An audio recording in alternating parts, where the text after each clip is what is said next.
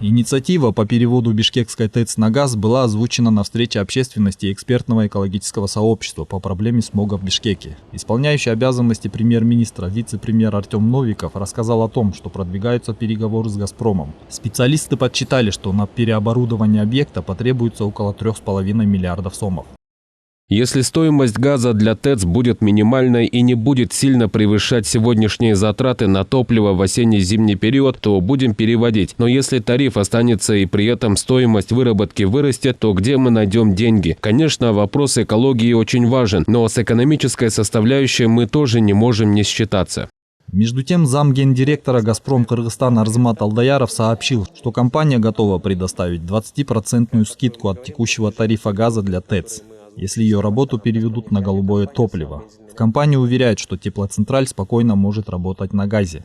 Правительство уже предоставило инициативу о предоставлении льгот на газ для ТЭЦ. Мы со своей стороны уже представили предварительные расчеты. В то же самое время, если говорить о тарифе, мы не можем пойти ниже той минимальной цены, по которой мы сами закупаем газ. При этом мы готовы предоставить ТЭЦ скидку в размере 20-25% от текущего тарифа на газ.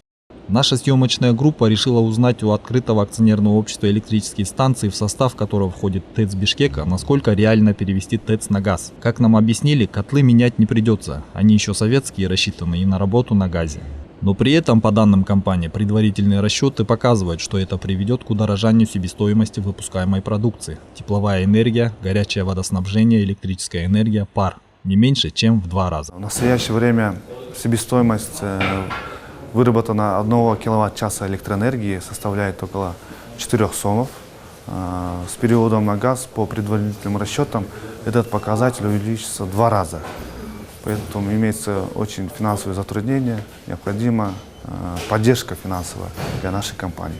Между тем, специалисты отмечают, что для перевода Бишкекской ТЭЦ на газ нужно подходить капитально с привлечением научных сотрудников, экологов, энергетиков и так далее. Привлечением науки, специалистов, то есть экологов, гостехинспекции, энергетиков в том числе. Стоит отметить, проблема смога в столице обсуждается еще с 2017 года. Однако информация о том, что в воздухе в Бишкеке превышено количество вредных частиц, сообщали задолго до этого, больше 10 лет назад. Власти считают одной из основных причин загрязнения воздуха – выхлопные газы машин. Воздух загрязняется и от частного сектора, жители которого отапливают дома углем и не устанавливают фильтры в дымоходе. Экологи утверждают, что на качество воздуха, кроме машин и жилмассивов, влияет выброс от ТЭЦ Бишкека, который обеспечивает теплом многоквартирные дома.